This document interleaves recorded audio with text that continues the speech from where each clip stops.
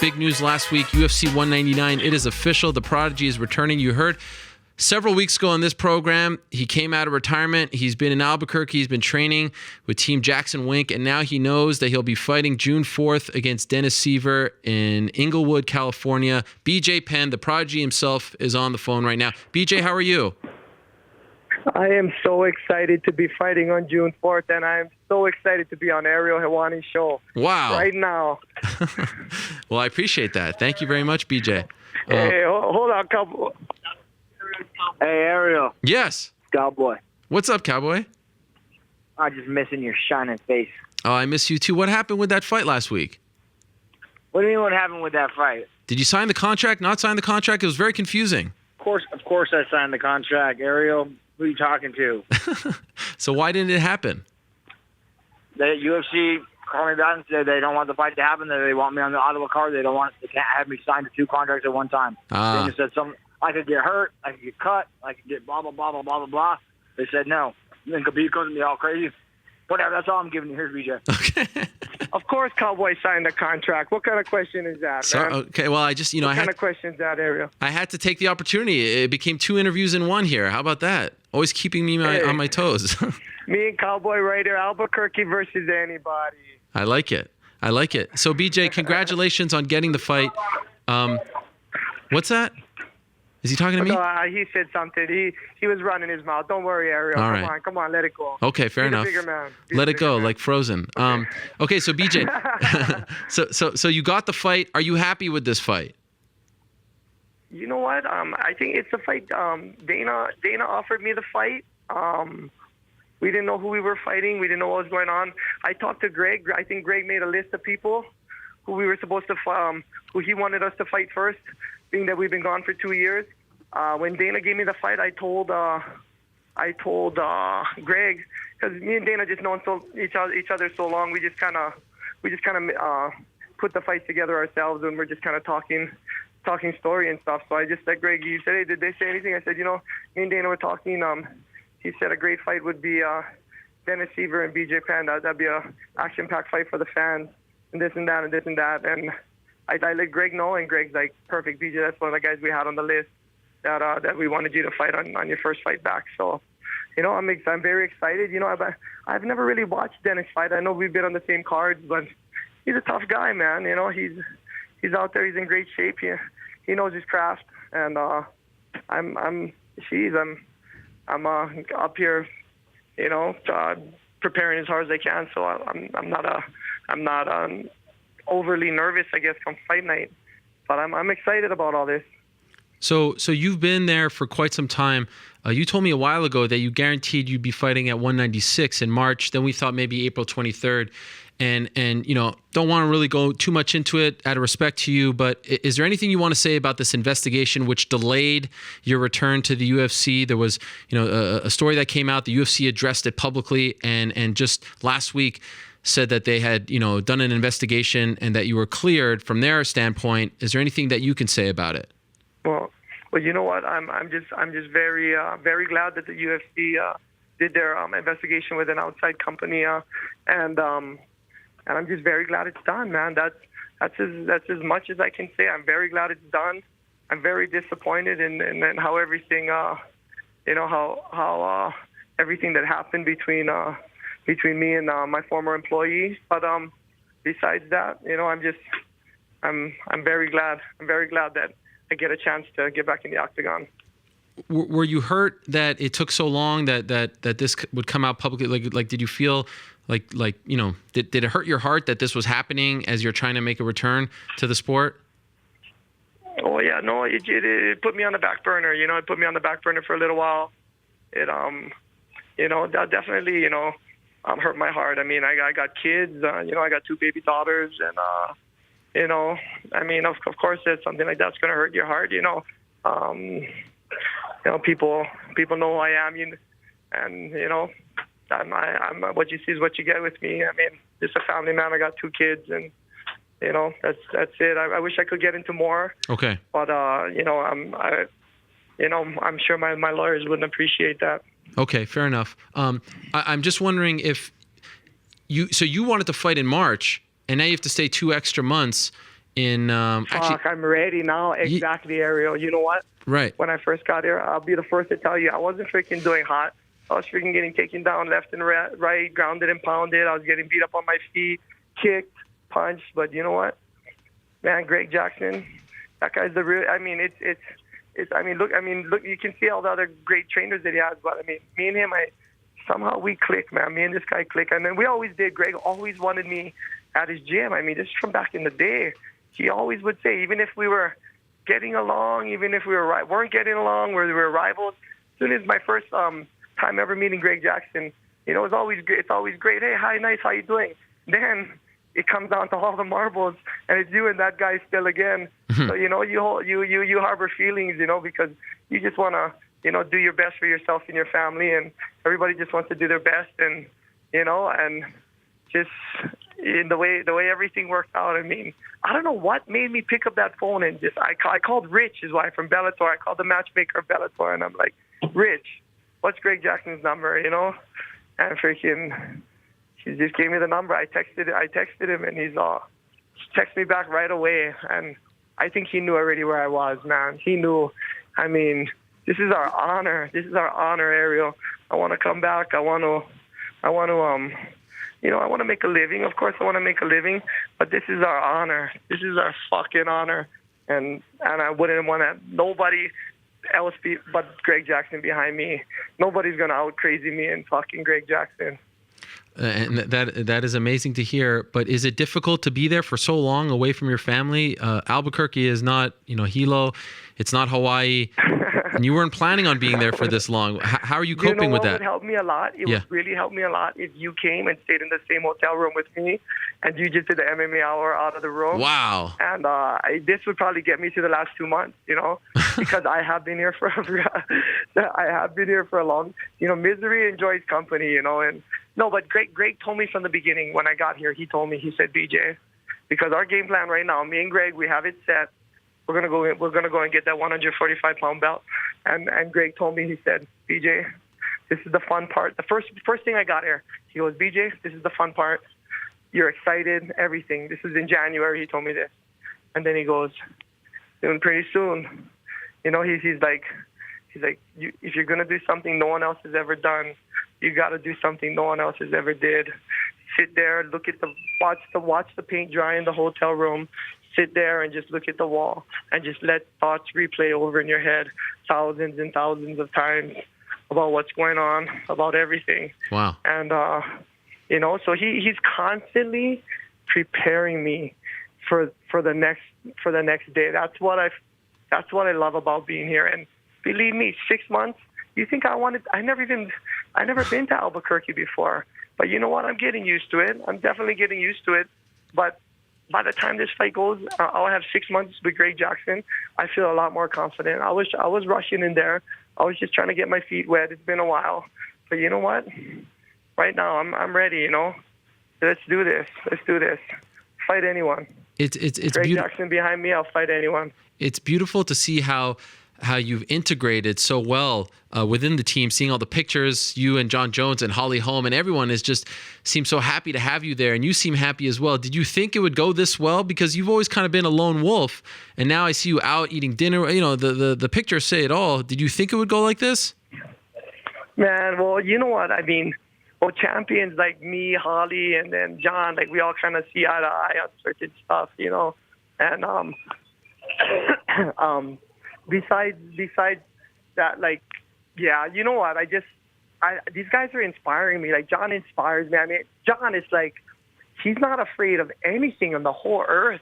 And it's kind of just like, that's how I was when I was in my 20s, or, you know what I mean? And it's just like, it's just awesome. And freaking Holly, I'll tell you right now, that she don't care who you are. She'll just knock you out in the gym. She don't give a shit.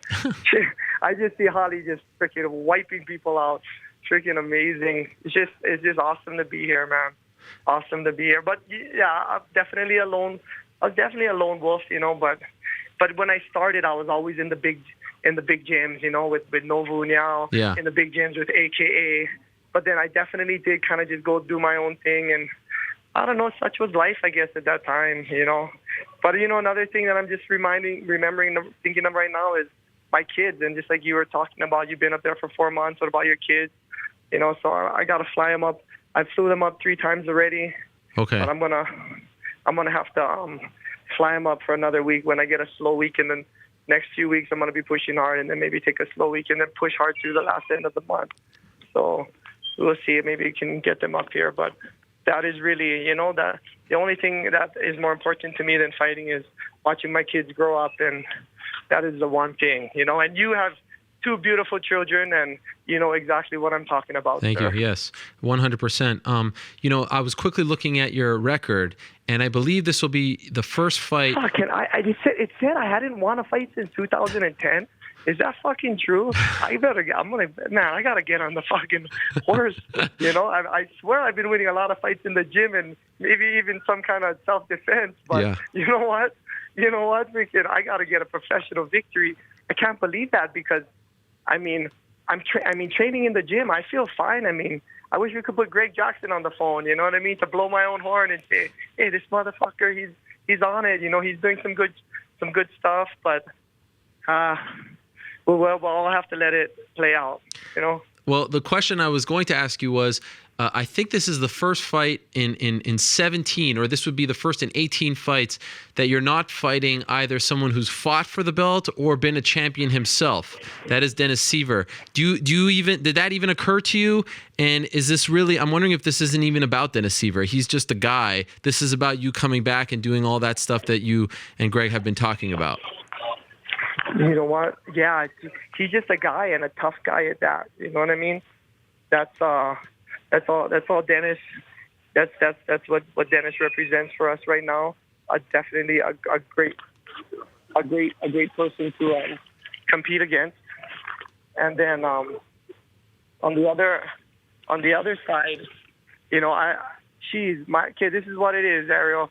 My whole life, every time I always just say this, I'm putting everything else in Greg Jackson's hands. My whole life, this is me. Okay, let's go get the belt. Okay, you guys ready? And let's go kick every tough guy's ass along the way. Let's go mess them all up. So by the time we get the belt, there's not even anybody left, you know. But we know how managers do things, you know. And in no way is this an easy fight. In no ways, you know. This man Dennis Siver. He's a tough guy, and you know they feel that this is the fight they want me to fight coming back first. You know, I feel comfortable with their decision. He hasn't steered me wrong, and I've been saying it, man. Greg Jackson got my back. He never let me slip, because if I slip, then I'm slipping, right? Yes. We got this. So. It's great to see that connection. Does a part of you wish you linked up with him earlier? That the streak of not winning since 2010 would never have been a thing had you linked up with him earlier? You know what? I think about that. I think, why wasn't I here before, this and that, and I try to make some kind of sense out of my life, my career, certain times, and I guess it's when the student is ready, the master will appear. You know, because he wasn't my master then, he was my enemy, and now is the perfect time. Now is the perfect time, man. I don't mean the guy, we click. I mean, we start talking about moves, and it's just, you know, people think I'm a genius. Like, that's all I mean, I can tell him the earth's flat, this and that. He don't give a shit. All he cares about is talking about MMA.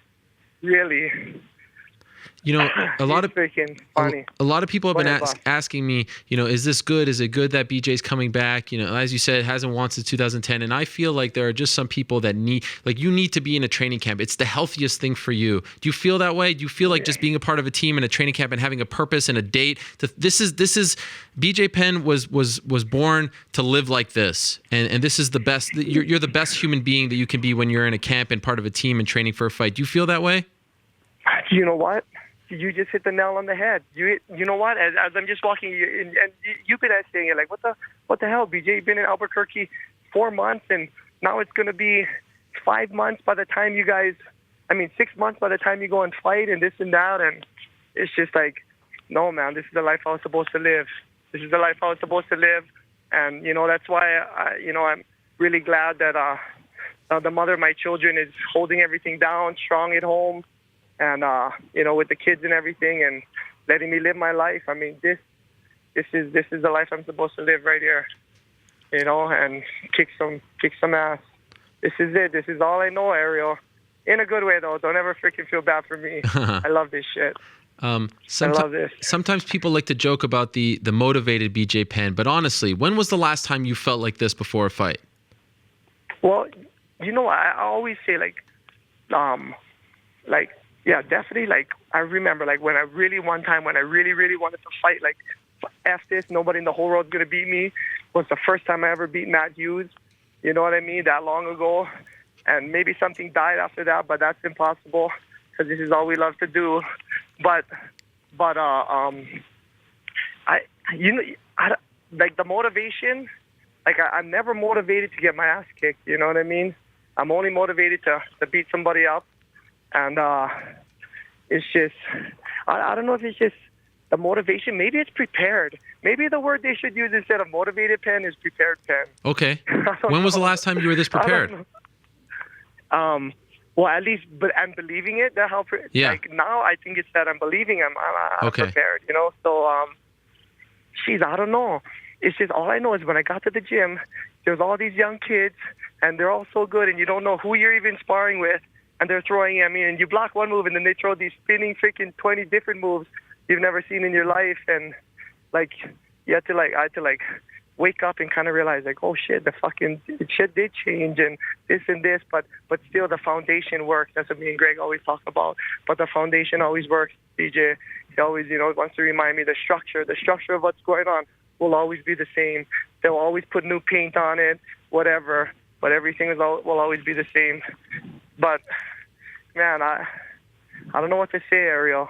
I'll say this. It's good. I'll say this. I remember vividly sitting in the press room after UFC 107, your win over Diego Sanchez in Memphis, sitting there thinking, I don't care what anyone says about Anderson Silva, Fedor Emelianenko.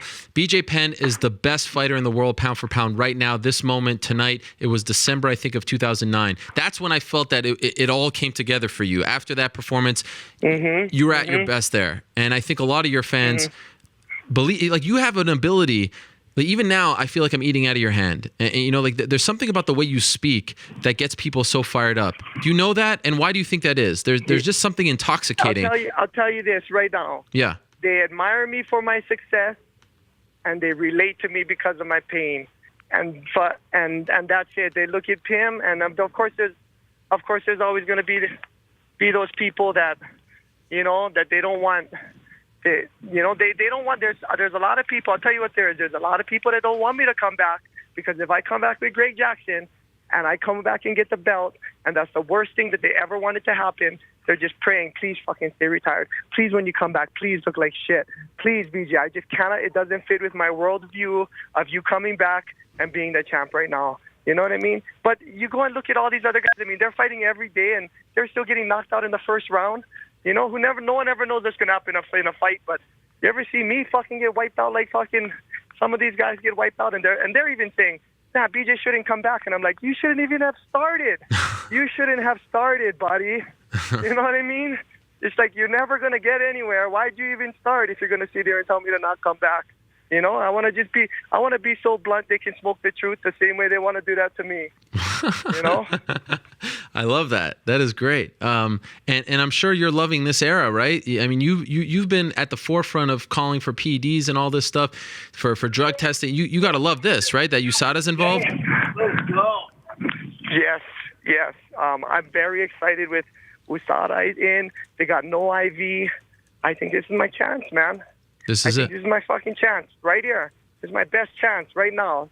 We're going to make a comeback. USADA era, no IV, never used an IV, never used PEDs. Now's the time. Now's the freaking time. How far away do you think you are from fighting for that belt in your mind? You know what? I don't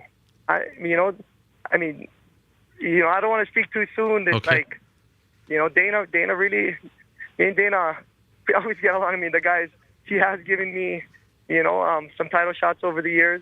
I think I'm gonna let Greg decide, actually. Okay. The public and the public opinion and everybody, they might want to, we might wipe out two guys and they might be like, come on, man, fight the best guy. But I think I'm just going to sit back and I'm going to say, Greg, what do you think? When is the time?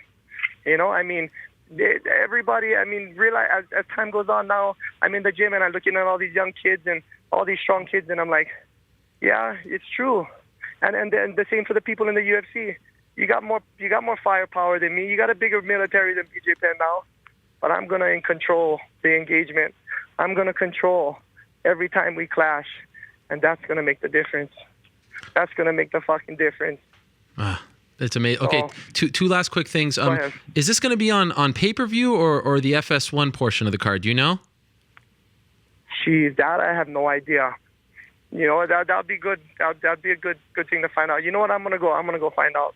Okay. Actually, I was wondering, am I gonna be before Cruz and Faber then, or you know what? You might have a good idea too. He might try to do something on that angle. Okay. Let's go. So you don't know. Yeah. Okay. So you find out and you let me know. Okay. You got it. Okay. You got it, sir. I love the way you sound, BJ. Yeah. I love how alive you sound right now. It's an amazing thing. It's inspiring. Call me a fool for falling for it. It's great, and I know a lot of people are behind you. Hey, this is gonna be fun. One thing, no matter what, Ariel, we're gonna have a lot of fun and a lot of laughs. Okay. Okay. That's for sure, man. BJ, okay. You are a man of your word. Thank you for coming on the show. I am very happy for you. Congrats on getting the fight, and good luck June 4th, BJ. Thank you, sir. We'll talk soon. Hit me up. Let me know what's going on. Easy, brother. Okay. Easy. Right Mahalo. on, man. Aloha. Take care. Mahalo to BJ Penn. It is always a pleasure to be joined by BJ Penn. There is no one like him. And, a lot of people I saw complaining about this fight. What does this mean? What does it mean if you beat Dennis Siver at this stage? What does that all mean? It doesn't matter. The fact that BJ and his team are realistic about the fact that he has not fought in a couple of years, that he has not won since 2010. The fact that this is the reality, that they're not trying to fight for the belt or to fight a number one contender or even a former champion, that to me is healthy. That to me shows that we're actually taking this seriously, that this isn't just, a shortcut to another chance at glory. Eventually, that's obviously what they want. That's why anyone's in this game. But the fact that they've gone with Dennis Siver, to me, was the best part of all of this. And I couldn't believe that so many people were criticizing that portion of the announcement. That's the part that makes the most sense. Finally, someone's coming back and not fighting for the belt or not fighting, a number one contender. There's nothing wrong with building yourself up, reinventing yourself, especially with a new team, new surroundings. Second time at 145. It's all very new. You can't just jump in there. These people are human beings. So I love the fact that it's Dennis Siver. I had heard that the 196 fight, if he would have fought on that card, was going to be on the FS1 prelims. I do not know now what they're going to do with 199, which has quickly become a much more intriguing fight card than it was. For a while, I kind of felt like, okay, excluding the top two fights there, the Chris Weidman Rocco title fight and the Faber Cruz title fight, I kind of felt like the May 29th card the week before, headlined by Almeida and Garbrandt, was top to bottom better. But now it's starting to get a lot more interesting with the Hendo Lombard fight being added to that card, and of course BJ Penn versus Dennis Siver. So I love it. There's just something about BJ Penn, the way he speaks. He just has that tone. There's a certain je ne sais quoi, and I know people like to joke about motivated BJ Penn, and that's become a thing, sort of like C-level Kane. All that. Let's throw the cynicism aside and enjoy this journey. Wish him well, and we'll see what happens on June 4th.